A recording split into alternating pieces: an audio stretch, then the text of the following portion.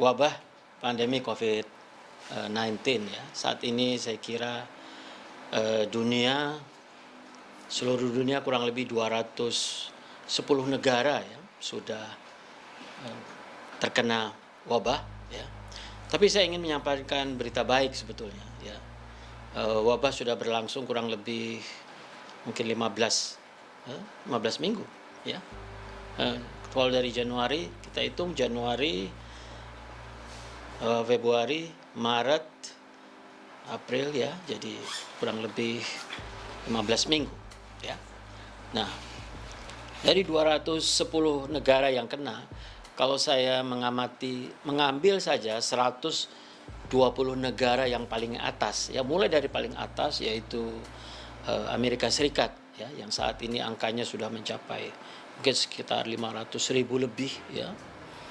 Nah, maka saya sebetulnya melihat ada berita baik ya, bahwa betul kurang lebih dari 120 negara yang tertinggi itu ya, kurang lebih ada 34 negara yang saat ini sedang berjuang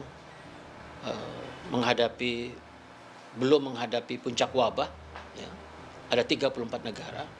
Itu kurang lebih sekitar 28% dari 120 negara yang saya amati. Tapi itu artinya berita baik bahwa kurang lebih 72% sebetulnya negara di dunia ini saat ini sedang mengalami penurunan kasus, terkendali negaranya menghadapi wabah. Bahkan paling tidak ada 13 negara di antaranya sudah mengalami penurunan wabah yang sangat mengembirakan ya.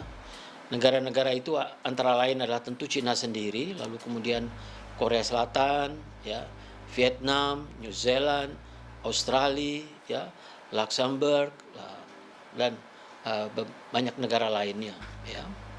Nah, jadi kita sebetulnya harus belajar betul. Indonesia termasuk 34 negara yang saat ini masih belum mengalami puncak wabah ya. Negara-negara itu antara lain seperti negara Turki, negara Rusia ya. Jepang saat ini pun sedang mengalami persoalan besar. Singapura yang tadinya sudah terkendali pun saat ini mengalami tekanan berat ya, karena adanya kasus-kasus baru yang muncul di kalangan pekerja migran ya, yang berasal dari Bangladesh. Nah, Jepang juga saat ini menghadapi situasi yang cukup mendapat tekanan. Nah, tentu negara-negara lain seperti Bangladesh, Pakistan, Uni Emirat Arab, Mesir, Saudi Arabia itu adalah bagian dari negara-negara yang berat menghadapi wabah saat ini. Nah, tapi tentu kita harus melihat Indonesia yang saat ini sedang gencar-gencarnya melakukan pembatasan ya, pergerakan sosial berskala besar ya, sudah dilakukan di beberapa wilayah. Nah, ini saya cuma bilang saya sebetulnya agak sedikit menyayangkan ya, Xi Jinping ya, Presiden Cina ya, pada 12 Februari 2020 menyatakan di depan Politbiro Partai Komunis ya, ketika itu Cina sedang menghadapi wabah, tekanan yang berat, beliau mengatakan bahwa musuh terbesar wabah sebetulnya bukan virus ya, tapi adalah formalitas dan birokrasi. Nah, saya cuma menyoroti hal ini, mudah-mudahan model proses PSBB yang mengharuskan persyaratan-persyaratan untuk dipenuhinya pemberlakuan PSBB itu tidak menjadi hambatan ya, dalam situasi darurat seperti ini menghadapi wabah, karena hal itu dapat memperlambat proses penanggulangan wabah di daerah-daerah. Nah, banyak sekali prediksi-prediksi mengenai kapan wabah akan selesai ya. Prinsip dasarnya begini, semua prediksi itu adalah perhitungan angka-angka ya, berdasarkan rumus matematika. Ada asumsi-asumsi dasar yang digunakan untuk melakukan prediksi. Tentu prediksi yang mengerikan adalah ketika kita tidak melakukan apa-apa dan kemudian kita akan menghadapi angka 2,5 juta misalnya kasus di Indonesia ya. Walaupun saya sendiri menganggap itu hal yang menakut-nakuti ya. pada dasarnya tidak demikian, karena kita akan melakukan jadi yang pertama adalah tentu peningkatan kasus secara eksponensial, ya itu wajar saja secara alamiah. Tapi kita prediksi ini akan kita turunkan ya seandainya kita berhasil menahan. Apa yang namanya kemampuan kita menahan itu sangat tergantung dari upaya kita memisahkan antara orang yang sakit, orang yang sehat dengan orang yang sakit. Ya, kita harus punya 3 strategi sebetulnya. Yang pertama, strategi apa yang kita lakukan pada kelompok yang masih sehat, strategi apa yang kita mesti lakukan pada kelompok yang sakit atau berisiko sakit, dan apa yang kita lakukan di tengah saat ini yaitu PSBB. Nah, ini yang saya amati ya, mudah-mudahan sebetulnya prinsip dasar PSBB adalah mengurangi pergerakan orang dan mengurangi interaksi sosial. Ya, kalau ini bisa kita lakukan dengan ketat, kita akan menurunkan mampu menurunkan kurva prediksi itu. Ya, tentu itu akan membuat beban kita terhadap beban terhadap kebutuhan fasilitas kesehatan itu tentu akan menurun. Puncak wabah juga akan lebih cepat dan tentunya wabah ini akan lebih cepat selesai. Ya, tapi saya harus menyatakan bahwa ya dengan pengamatan saya terhadap 120 negara yang saat ini saya amati, itu Indonesia termasuk 34 negara yang sedang belum mengalami puncak. Nah, secara alamiah kita rasanya harus mengalami wabah ini kurang lebih 4 bulan. Ya, kalau sekarang April, Mei, Juni, Juli mungkin kita baru bisa ya. Saya berharap bahwa prediksi-prediksi yang menyatakan bahwa sekitar bulan Mei kita akan mengalami puncak, dan setelah itu tentunya 2 bulan setelah Mei kita akan melihat penurunan. Nah, ini hanya bisa kalau kita betul-betul melakukan upaya PSBB secara ketat. Ya.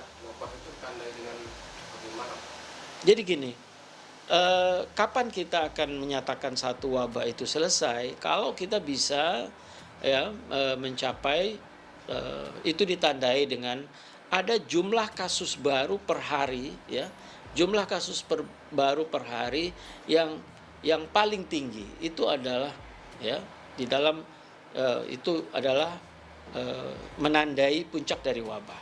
Tadi saya sudah bilang bahwa 72% dari 120 negara itu semuanya sudah mengalami puncak wabah dan sekarang dalam proses turun dalam puncak ya, seperti Amerika misalnya. Kita lihat jumlahnya Amerika sekarang memang betul bahwa ada 533 ya, tapi sebetulnya 3 hari terakhir ini kita melihat ya penurunan jumlah kasus per hari.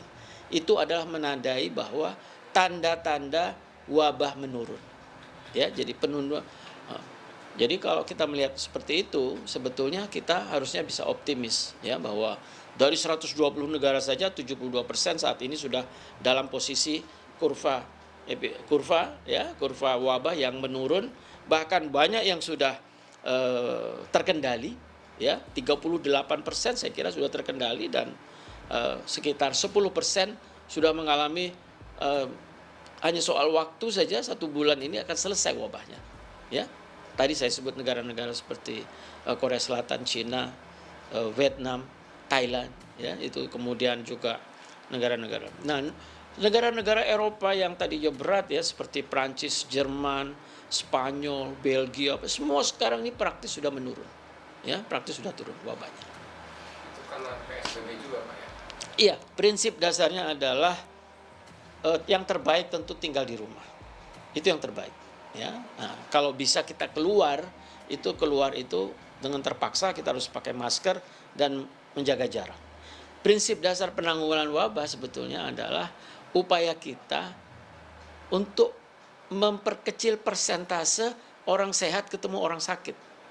Kalau kita bisa menekan persen itu sampai 1%, ya, ini yang sederhana sebenarnya sekarang. Kalau Jakarta PSBB, ya, kita bisa menekan aja arus orang bergerak di Jakarta ini, kita bisa tekan sampai angkanya tinggal 20% saja yang bergerak, ya, karena kita tidak mungkin melakukan lockdown. 80% itu mengikuti PSBB, 20% yang masih bergerak karena berbagai kebutuhan darurat, dan itu akan lebih cepat, ya. Makanya saya sebetulnya agak menyayangkan, misalnya ada daerah-daerah yang kemudian mengajukan PSBB lalu ditolak, ya. Terus terang saya bilang, dalam hal wabah, ya, itu kita tidak bisa bicara jumlah kasus belum banyak, itu tidak bisa. Karena satu orang saja yang positif, kalau ada di kelompok orang yang rentan, ini bisa menjadi super spreader. Satu orang saja bisa menularkan ke lebih dari 30 orang yang lainnya. Secara alamiah dia hanya menularkan 2 atau 3 orang, ya, tapi bisa saja dia akan menularkan orang banyak. Jadi saya berharap sebetulnya wilayah-wilayah zona merah sudah harus menetapkan pergerakan yang betul-betul dibatasi dan interaksi sosial yang betul-betul dihilangkan. Ya, ini yang mesti kita lakukan. Saya berharap bahwa ini PSBB bisa ketat. Nah, hal yang lain sebetulnya dalam strategi ini, ya, untuk kita bisa menangani wabah ini, ada hulu dan hilir, ya. Di hilir itu adalah kita harus membangun 3 fasilitas sebetulnya, ya. Kita tidak boleh membiarkan ODP berada di rumah. Ini menurut saya kebijakan yang salah, ya, kebijakan yang salah. ODP dan PDP itu harus berada di pusat karantina, ya. Orang ODP dan PDP yang masih bisa ngurus diri sendiri itu berada di pusat karantina. Nah, mereka PDP yang memang berat, lansia dengan penyakit penyerta bersama dengan kasus konfirmasi ringan dan sedang itu sebaiknya berada di rumah sakit khusus COVID-19. Nah, sehingga rumah sakit rujukan itu hanya untuk mereka yang kasus konfirmasi yang gejala klinisnya berat. Nah, manajemen kasus seperti ini kita butuhkan agar tidak kita chaos menghadapi menanggulangi kasus yang menangani perawatan buat kasus, ya. Sisi lain adalah sisi hulu. Kita harus menjaga orang sehat tetap di rumah, tapi bukan hanya harus kita dirikan RT RW desa siaga. Ini penting sekali. Kenapa? Karena bukan hanya sekedar kita menutup pagar kompleks atau pagar RT, bukan itu. Yang harus kita lakukan adalah kita harus memantau suhu warga setiap hari. Suhu warga setiap hari mesti dipantau kondisinya. Dan lalu kemudian kita dampingi jika mereka kemudian ada gejala-gejala. Kalau mereka demam 38 derajat misalnya, kita anjurkan dia istirahat di rumah 3-4 hari. Kalau 4 hari masih berlanjut, kita bawa mereka ke fasilitas kesehatan. Jadi prinsip dasarnya jangan orang ODP atau apalagi PDP kita taruh di rumah dengan istilah isolasi mandiri atau karantina mandiri, ya. Saya ingin tekankan sekali lagi, jangan. Lebih bagus mereka itu kita buatkan satu fasilitas, ya, di pemerintah daerah yang namanya pusat karantina. Sehingga orang-orang ODP ini tidak menularkan pada keluarga atau tetangganya. Saya kira dengan strategi di hulu seperti itu, ya, ada RT, RW, desa, COVID siaga, ya. Lalu di hilir kita membangun 3 fasilitas, pusat karantina, rumah sakit khusus COVID, dan rumah sakit rujukan. Lalu di tengah kita melakukan PSBB secara ketat, maka saya berharap semua prediksi-prediksi awal kita tadi, ya, angka-angka yang tinggi itu bisa kita atasi dan wabah mudah-mudahan bisa selesai dalam waktu yang lebih cepat dari yang diprediksikan. Saya kira itu yang penting.